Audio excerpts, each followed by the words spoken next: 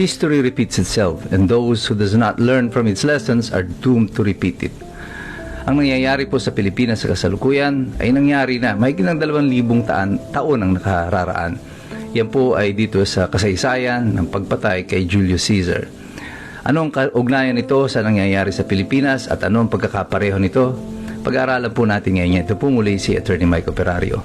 Noong 44 BC, si Julius Caesar ay pinaslang ng Senado o at least 6 na po miyembro ng Senado ng Roma. At ang nais nila noon ay palitan si Julius Caesar sapagkat sinasabi nila na siya ay isang banta at isang diktador at kailangan siyang alisin sa Republika ng Roma.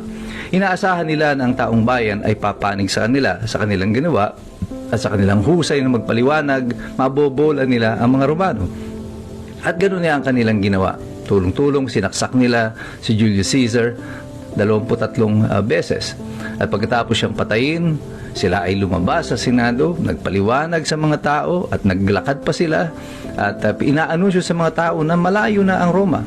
Subalit ang selebrasyon na inaasahan nila ay hindi nangyari. As a matter of fact, what happened was a look of indifference. Parang walang pakialam yung mga tao sa ginagawa nila at sinasabi nila at may pagkainis pa sa itsura ng mga mamamayan.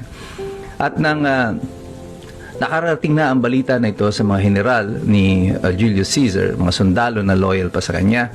Isa na nga doon ay si Mark Antony, ay bumalik sila sa Roma at upang makita ang bangkay ni Julius Caesar. At dito nakita ni Mark Antony kung gaano kadami ang bilang ng saksak, 23. At ang ginawa niya ay pinaliwanag niya sa taong bayan kung ano ang totoong nangyari. Isa-isa, pinakita niya kung paano tinamaan si Julius Caesar gamit ang damit na suot-suot noon ni Julius. Pagkatapos noon ay nagplano sila ng isang funeral for Julius Caesar. Pero habang pinaplano ito ay dumating na rin ang adopted son ni Julius Caesar, si Gaius Julius Caesar Octavianus or Octavian. At siya ay 18 taong gulang lamang noon at bumalik siya sa Roma upang tignan ang nangyari sa kanyang adoptive father.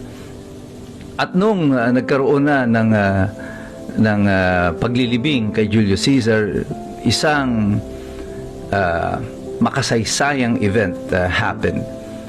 There was a planned state funeral na mangyayari kasi ang mga Romano ay sinusunog pag sila ay namamatay.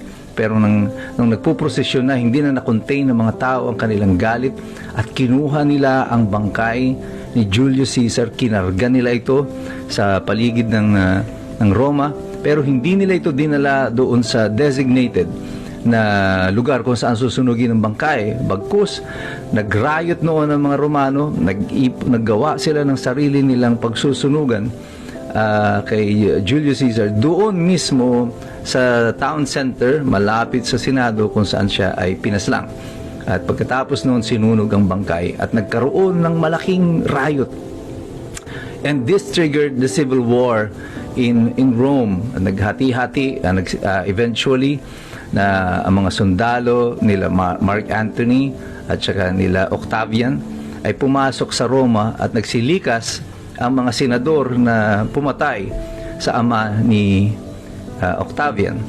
Nagkaroon pa ng mahabang mga alliances tungkol dito, si Mark Antony, si Octavian, pero eventually ang naging pinuno ng Roma ay ang anak ni Julius Caesar na si Octavian, and he restyled himself, he was named as Augustus. At pagkatapos nun, nung siya na ang pinuno ng Roma, ang lahat ng pumaslang sa kanyang ama ay isa-isa niyang pinagbayad. Hinanting lahat ng mga ito hanggang ang bawat isa sa kanila ay namatay din. And this is where the semblance of what is happening in our country begins and ends. Kung mapapansin ninyo, si Rodrigo Duterte is just like Julius Caesar. Siya ay pinagtaksilan. Siya ay ikinulong sa The Hague ng mga tao din na dati niyang mga kasama. Bongbong Marcos, sila Remulla. Lahat ng mga ito ay mga supposedly ay mga dating kaalyado sa politika. Yung mga pumapalakpak sa Kongreso noon kay Rodrigo Duterte nang siya pa ang Pangulo, ay siya rin ngayong hiyaw ng hiyaw at tahol ng tahol na kinukundina. Ang mga dilawan at ang mga pink, with their woke agenda, ang feeling nila is that if they explain enough to the people, maniniwala tayo na masama ang kampanya laban sa droga. This is bad for the Republic, that these human rights violations are enough para dalhin yung ating dating Pangulo sa sahig at litisin at patayin. Hindi nila intindihan hanggang sa kasalukuyan kung bakit ang taong bayan ay naniwala kay Rodrigo Duterte. Hindi nila alam na kung ano ang pulso ng mamamayan, kung ano ang gusto ng taong bayan. Nung panahon ni Rodrigo Duterte na malala ang sitwasyon ng droga at kriminalidad sa ating bansa, kung saan lahat ng mga involved sa mga sindikato at narco-politics are the ones now running the government, people needed stability, and they found it in Rodrigo Duterte. Hindi yan naintindihan ng mga pink, ng mga dilaw, at may mga woke agenda. Akala nila sa pagkanilang mga pagsasalita, yung kanilang mga speech na gagawing santo ang mga drug addict, ito ang kailangan natin. Hindi ito ang kailangan ng taong bayan. Ang kailangan natin noon, konkretong solusyon. And that is what Rodrigo Duterte provided. And he earned the loyalty of the people.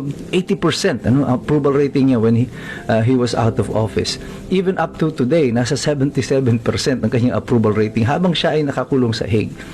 But this is where the similarity is about to happen before our eyes. Lagi ko na sinasabi nito, that Rodrigo Duterte is an old man. And he will die soon. And from March of last year, nung inaresto pa lang si Rodrigo Duterte, sinabi ko na sa inyo, I don't think makakauwi pa siya ng buhay dito sa atin. And if history is about to repeat itself, that funeral, when it happens, kapag inuwi nilang bangkay sa Pilipinas si Rodrigo Duterte, what happened in Rome at the time of Julius Caesar will happen again in the Philippines. Magkakaroon ng outpouring ng galit, ng emosyon ang mga tao, at ang lahat na nagtraidor sa ating republika, sa ating bansa at sa ating dating Pangulo ay magbabayad sa kanilang mga ginawa. And who will succeed Rodrigo Duterte? Same way that Julius Caesar was succeeded by Octavian, later on who became Augustus. Rodrigo Duterte is bound to be succeeded by her daughter, Sara Duterte. At yan ay hindi maintindihan hanggang sa kasalukuyan ng mga pink, ng dilaw, ng mga Marcos loyalists, because they never studied their history. Hindi nila inaral ang kanilang kasaysayan. At sila ay nakasakay sa kanilang sariling pride and sa kanilang kayabangan, na naniniwala sila na sila ay mas matalino sa taong bayan. Pero ang taong bayan, hindi nyo na kami maloloko, sapagkat kami ay patuloy nagsisipaghanda, patuloy kaming nagsisipag-aral, dahil alam namin mahirap makialam ang taong walang alam. God bless you.